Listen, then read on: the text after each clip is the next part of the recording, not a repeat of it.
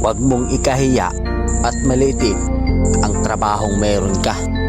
Katulong, construction worker, pahinante, driver, welder, gwardya, basurero, o kahit ano pa man ang trabaho mo.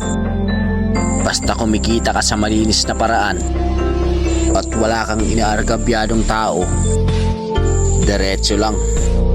Hayaan mo sila dahil hindi ka mapapakait ng mga sinasabi nila. Lagi mong iisipin na kaya ka nagsusumikap para maabot mo yung pangarap mo at makuha yung mga bagay na gusto mo. Ipagmalaki mo yung trabahong meron ka, kundi dahil sa atin wala silang matibay na paniniwala.